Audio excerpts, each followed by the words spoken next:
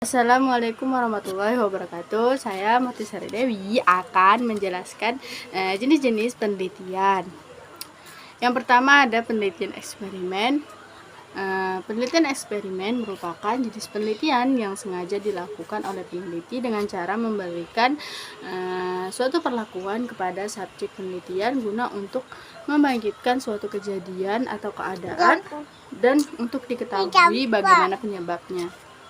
Nah, contoh dari penelitian ini adalah jika kita ingin meneliti di bidang pendidikan nih. Kemudian untuk menyelidiki ini kita perlu menilai atau membuktikan pengaruh pembelajaran. Maka dalam metode eksperimen ini kita harus mengetahui prestasi belajar dan kemampuan komunikasi matematika pada sekelompok pelajar atau menjadi hipotesis tentang ada tidaknya pengaruh suatu tindakan itu. Nah, kemudian yang kedua ini ada penelitian studi kasus. Penelitian studi kasus merupakan jenis penelitian yang dapat menjawab beberapa subjek akan suatu fenomena, terutama di dalam cabang ilmu sosial. Nah, contoh dari penelitian ini itu jika kita ingin meneliti tentang kebijakan terbaru dari pemerintah di bidang perekonomian, dapatlah kita mengetahui apakah kebijakan tersebut dapat meningkatkan ekonomi masyarakat atau mungkin sebaliknya. Nah, kemudian yang ketiga itu ada penelitian ground theory. Penelitian ini merupakan penelitian yang berhubungan dengan proses pengumpulan data yang sering dikatakan melakukan induksi secara alami atau di mana peneliti itu datang ke lapangan tidak membawa ide-ide pertimbangan sebelumnya untuk membuktikan atau tidak. Nah, contoh untuk penelitian ini itu contohnya nih, kita ingin meneliti analisis preferensi konsumsi terhadap makanan cepat saji di Kota Bekasi.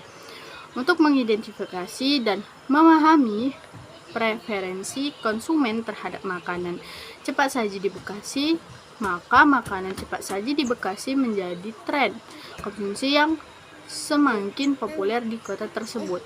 Dan penelitian ini akan menggunakan pendekatan ground theory untuk mengumpulkan data dan responden teori baru berdasarkan temuan lapangan. Nah, kemudian yang keempat itu ada penelitian fenomenologi. Nah, penelitian ini merupakan penelitian yang membiarkan sesuatu datang mewujudkan dirinya sebagaimana adanya. Untuk contoh dari penelitian fenomenologi ini adalah kita ambil dari pengalaman mahasiswa dalam menghadapi ujian akhir semester. Untuk memahami pengalaman mahasiswa, tentu kita akan mengetahui bagaimana mahasiswa tersebut menghadapi ujian akhir semester, termasuk dari perasaannya, pemikirannya, dan tindakan yang mereka alami selama proses tersebut. Kemudian yang terakhir ataupun yang kelima itu ada penelitian etnografi. Penelitian etnografi merupakan penelitian kualitatif yang mengumpulkan data menggunakan observasi, wawancara, dan dokumentasi untuk menghasilkan suatu penjelasan yang rinci, jelas, dan komprehensif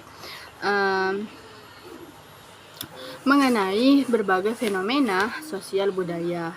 Contoh untuk penelitian ini adalah jika seseorang peneliti yang tinggal dan bekerja dengan komunitas desa suku terpencil. Di sini peneliti akan mengamati pelanggan yang mengunjungi supermarket dan berinteraksi dengan karyawannya.